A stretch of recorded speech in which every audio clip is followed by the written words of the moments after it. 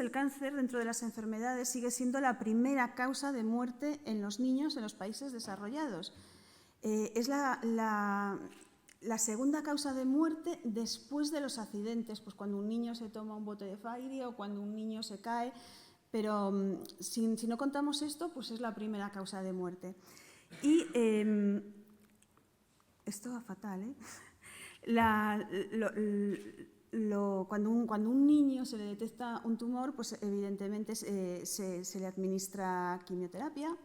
Y entonces, ¿qué pasa? Pues que la toxicidad que desarrolla debido a la quimioterapia es muy, muy grande, claro, también en los adultos, pero en un niño, pues ya se va con una esperanza de vida muy larga, pues la quimioterapia, si dañamos los órganos o si se dañan sus órganos, pues es particularmente relevante, ¿no?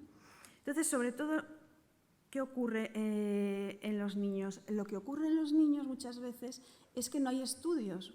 ¿Por qué no hay estudios? Pues porque, pues, sobre todo por problemas éticos y por pues, lo que acaban de comentar en la mesa anterior, ¿no? Que es muy difícil hacer ensayos clínicos en niños, ¿no?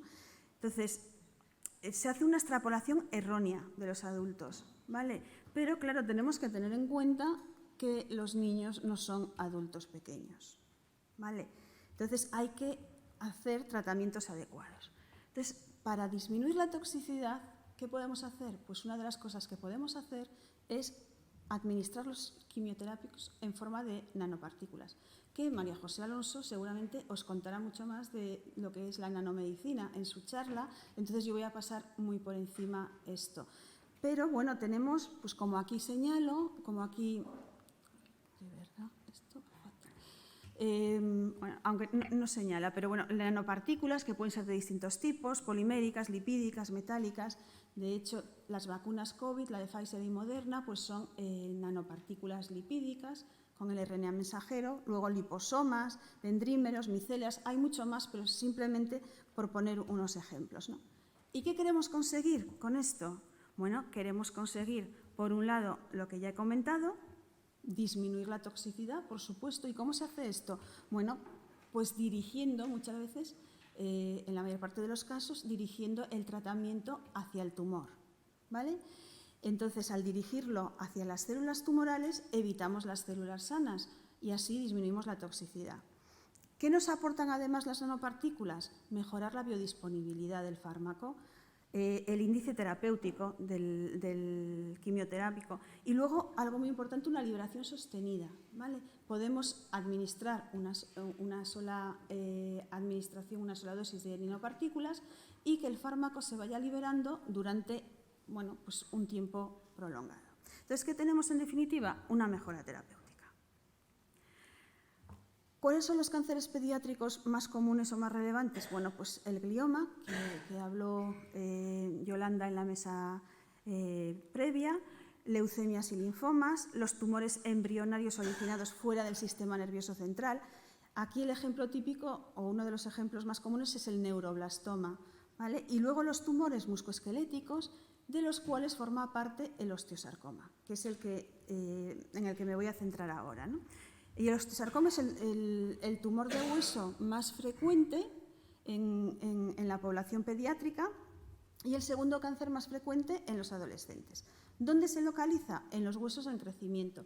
Por eso es muy difícil de detectar, porque claro, cuando un niño llega a casa y dice me duele la pierna, pues ¿qué pensamos los padres? Que está creciendo, que le han dado un balonazo, que se ha caído. Entonces, cuando se detecta, como los síntomas no son específicos y de hecho la mayor parte de los cánceres pediátricos no tienen signos específicos, pues hay un diagnóstico tardío. Es muy fácil de diagnosticar en realidad. Con una radiografía y con unas técnicas histológicas se podía hacer un diagnóstico. Pero generalmente lo que pasa es que el diagnóstico es tardío. Entonces, cuando ya se hace la radiografía, se detecta el osteosarcoma, ¿qué pasa? Que el 80% de los pacientes tienen micrometástasis, ¿vale? En el momento del diagnóstico. Micrometástasis en pulmón. Entonces, el osteosarcoma se considera una enfermedad sistémica. ¿Cuál es el tratamiento que siguen los niños con osteosarcoma? Bueno, pues durante 10 semanas, antes de hacer una cirugía para quitar el tumor, se hace una quimioterapia preoperatoria. Luego se opera, se saca el tumor y una quimioterapia posoperatoria durante al menos un año.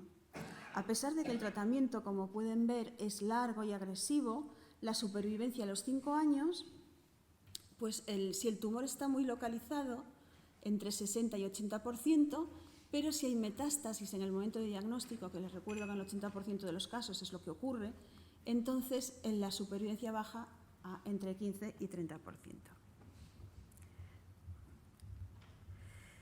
¿Por qué ocurre esto? Bueno, pues como ocurre siempre en los tratamientos oncológicos, ¿no?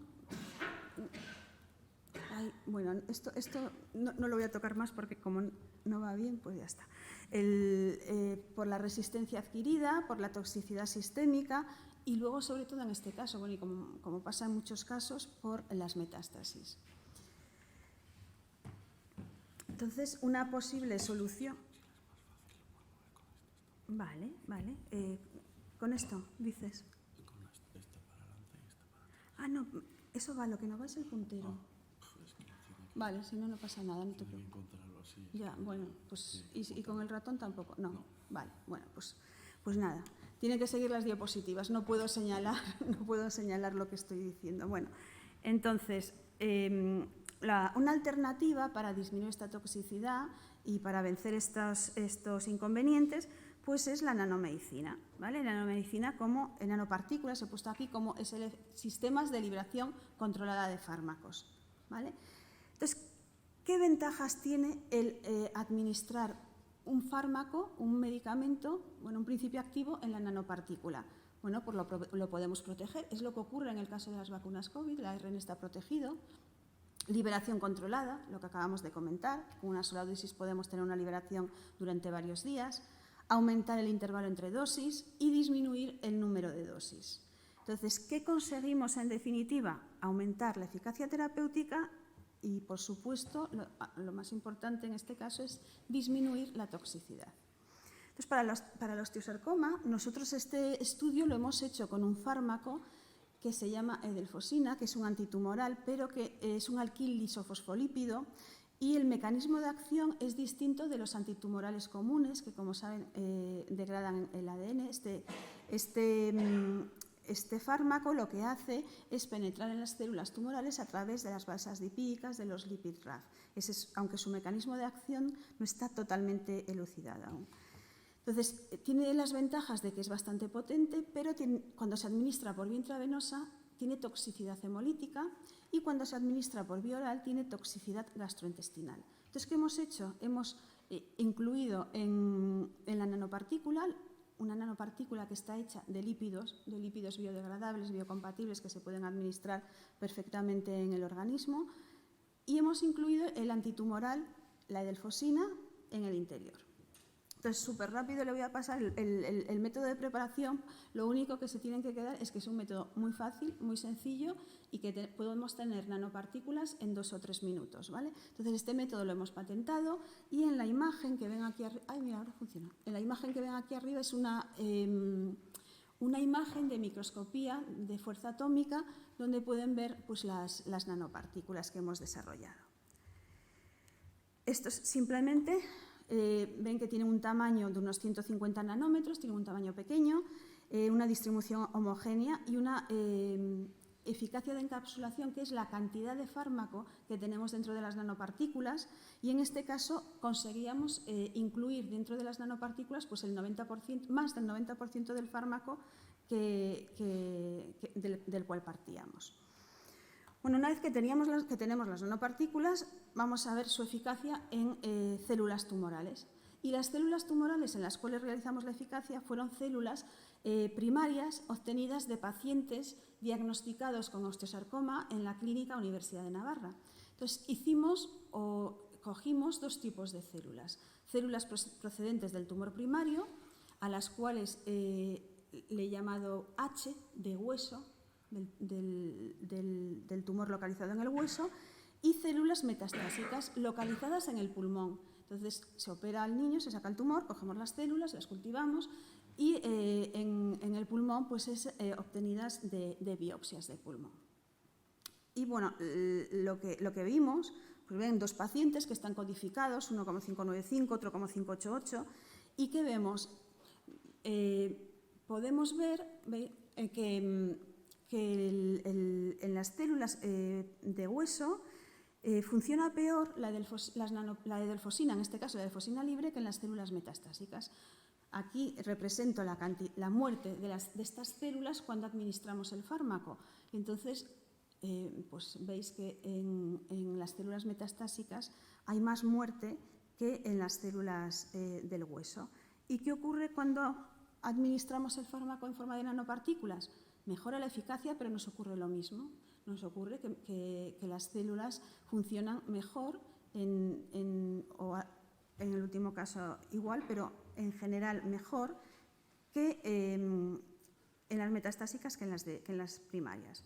Entonces, ¿por qué ocurre esto? Claro, cuando nosotros repetimos este experimento muchas veces y veíamos que mataba mejor las células metastásicas, ¿pero por qué? Bueno, pues entonces emitimos una hipótesis, ¿vale?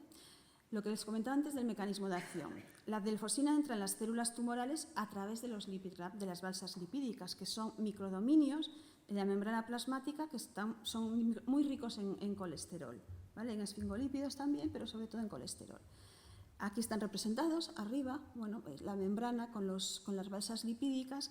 Aquí una imagen de microscopía de una célula metastásica donde pues vemos la habilidad que tienen estas células metastásicas tumorales para formar extensiones ricas en colesterol.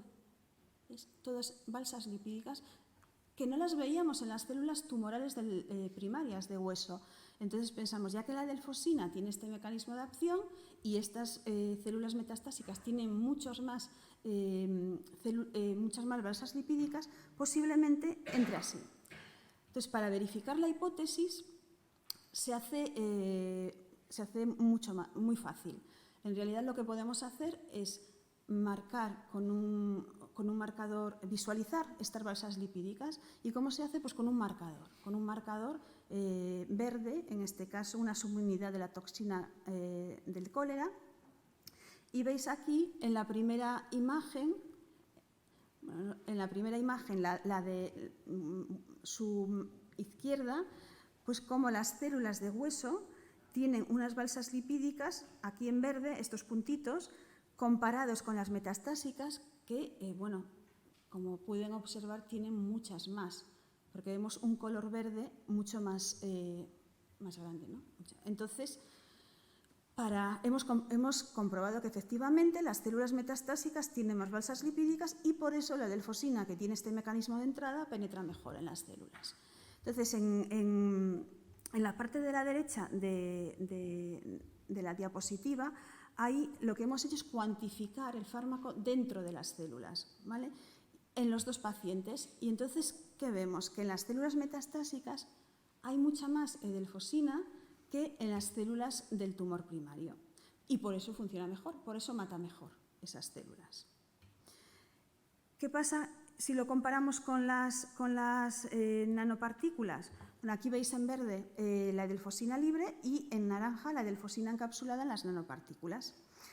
En todos los casos vemos pues, que las nanopartículas matan mucho mejor esas células tumorales. ¿Y entonces por qué? Bueno, pues pensamos porque hay más edelfosina dentro de las células. ¿Cómo lo verificamos? Simplemente cuantificando cuánto fármaco hay dentro de esas células cuando administramos el fármaco libre y cuando administramos el fármaco en nanopartículas. Entonces vemos en la parte derecha de su diapositiva que la encapsulación en nanopartículas aumenta la internalización del fármaco y, por lo tanto, si tenemos más fármaco dentro de las células, más eficacia. Lo último ya sería evaluar pues, la eficacia in vivo. Y como comentó ayer Marisol Soengas, pues, en un foro médico a veces hablar de animales de experimentación pues, puede chocar quizás, pero nosotros es lo que hacemos, verificar primero, por supuesto, en animales que nuestra hipótesis es la correcta. Y claro, lo que queríamos hacer, o lo que hicimos, es crear un modelo que simule lo que pasa en los niños. ¿Y qué pasa en los niños? Desarrollan el tumor en el hueso y las células del tumor del hueso viajan hasta el pulmón espontáneamente para crear las metástasis. Entonces, lo que hicimos fue administrar las células tumorales en la pata del ratón y ver cuándo se generaba el tumor. Lo que les muestro aquí en esta imagen, simplemente para poner a punto el modelo, antes de administrar las células tumorales tuvimos que estar seguros que estábamos administrando en la pata del ratón.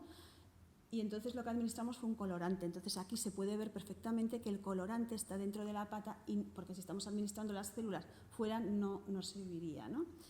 Entonces seguimos la evolución del tumor, 7, 14, 21 días y 28 días. ¿Cómo lo seguimos? Bueno, pues midiendo el volumen del tumor, haciendo radiografías de la pata del animal y luego haciendo un análisis histológico de la tibia para ver cómo está el tumor primario, cómo están las células tumorales, si siguen creciendo, si hay más, si hay menos, y luego mirando el pulmón para buscar las metástasis. Esto es la creación del modelo. Arriba, en la parte de arriba de la diapositiva, es la radiografía de la pata, una vez administradas las células, a la semana. En la parte media tenemos histología de las células de la tibia, del tumor primario. Y en la parte de abajo, pues histología de las metástasis de pulmón. Entonces, ¿qué vemos a la semana? Bueno, pues se ve ya que el tumor empieza a salir, ¿vale? Y ya tenemos células tumorales, marcadas aquí con cuadrados, en la tibia y en el pulmón. A las 2 semanas el tumor ha crecido, lo he señalado ahí con una flecha, hay más células tumorales, metástasis más grandes en el pulmón. A las 3 semanas, aquí se aprecia perfectamente, bueno, por lo menos en el ordenador, que el tumor ha crecido bastante y se ve pues en la radiografía también, y células tumorales hay muchas en el tumor primario, pero también en el pulmón. Y ya finalmente pueden ver a las 4 semanas que el tumor ha crecido tanto que ha roto el hueso. Entonces, por supuesto, la tibia está plagada de células tumorales y las metástasis son enormes, tan grandes que es que no necesitamos ni un microscopio para verlas, se veían las metástasis a simple vista. Bueno, ¿qué tenemos entonces? Que administrando las células a través de una inyección intratibial podemos reproducir lo que ocurre en los humanos, en los niños con lesiones osteolíticas en el hueso y que metastatizan a pulmón, ¿vale? Aquí simplemente les quiero enseñar cómo de irrigado es este tumor. De hecho, los tratamientos se administran por vía intraarterial porque en la pata sana, comparada con la pata con tumor, pues cómo desarrolla pues una angiogénesis, muchos vasos para poder alimentarse el tumor. Eso es lo que acabo de comentar, ¿no? que es un tumor muy vascularizado. Y en la imagen de la izquierda, pues ven cómo el tumor crece de manera exponencial, si no ponemos ningún tratamiento que lo pare. Una vez que tenemos el modelo puesto a punto, administramos los tratamientos. Y los tratamientos que administramos fue el fármaco libre, sin nanopartículas, la misma dosis administrada en nanopartículas y luego el control, que simplemente es, se administra agua o PBS o un tampón PBS a los ratones, ¿vale? Algo importante es que las administramos por vía oral y medimos a las 3 semanas pues cómo está el tumor, haciendo análisis por micro-CT y haciendo análisis histológicos. Y aquí, en la siguiente, pues ven aquí en la parte de la izquierda de la diapositiva, cómo ha crecido el tumor. En azul tenemos el control, en rosa el fármaco libre y en marrón el fármaco que está incluido dentro de las nanopartículas. ¿Y qué vemos? Pues pueden ver que comparado el control con el fármaco administrado en forma de nanopartículas, este ha disminuido 5 veces. Pero esto no es esto es importante, pero lo más importante fue las metástasis. Aquí ven en la primera barra el control, 8 de 9 ratones desarrollaron metástasis, con el fármaco libre 7 de 9 y con el fármaco administrado en forma de nanopartículas únicamente un ratón encontramos metástasis, y también tengo esto en colaboración con unos oncólogos y al principio cuando dijimos no hay metástasis, pues la verdad es que nos dijeron es imposible, seguís buscando, hasta que de verdad hasta que encontramos una pequeña metástasis en uno de los ratones. Y ya para terminar, bueno, pues estos son las imágenes de micro-CT donde se ve el hueso. Aquí los asteriscos que marco en rosa es formación ósea ectópica, los asteriscos amarillos son regiones osteolíticas y los asteriscos blancos regiones con densidad ósea reducida. Entonces pueden ver la diferencia entre la tibia tratada con fármaco libre, con fármaco dentro de las nanopartículas y el control. Y algo muy importante también es que los huesos sanos no se vieron afectados. No hubo toxicidad en ninguno de los en otros órganos ni en otros huesos. Y ya lo último, de verdad, es la actividad proliferativa de las células de osteosarcoma mediante una inmunistoquímica. Entonces, aquí no sé si se puede apreciar bien, pero creo que sí, en la diapositiva, les muestro la tibia no tratada, un ratón que no ha recibido tratamiento, frente a una tibia tratada con nuestras nanopartículas. Y lo que apreciamos es que las células tumorales había muchísimas más y estaban duplicándose en la tibia no tratada frente a la tibia tratada con nanopartículas con el fármaco incluido, que había muchas menos células tumorales. Y bueno, la conclusión sería que el fármaco administrado en forma de nanopartículas aumentó su eficacia en las células primarias obtenidas de pacientes con un osteosarcoma, que las nanopartículas fueron efectivas disminuyendo el tamaño del tumor, inhibieron del tumor primario en hueso y inhibieron la diseminación de las células de osteosarcoma del tumor primario al pulmón en un modelo de osteosarcoma humano. Y ya, aunque seguro que María José Alonso nos dirá de verdad lo importante que es la nanotecnología, pero bueno, para lo que les acabo de contar, pues la quimioterapia convencional, toxicidad en tejidos, mala distribución, rápida eliminación, desarrollo de resistencias. Con las nanopartículas podemos proteger al fármaco de la degradación cuando el fármaco se degrada, como es el caso del RNA, ¿no? Reducir la toxicidad en otros órganos porque podemos dirigir la terapia hacia el tumor y luego vencer las resistencias. Y ya para terminar, pues los agradecimientos, claro, a la financiación, a mi grupo, a los que han realizado todo este trabajo y sobre todo a los pacientes y a las familias de esos pacientes que desinteresadamente nos permiten obtener las células de sus hijos. Y agradecerles a ustedes mucho por su atención.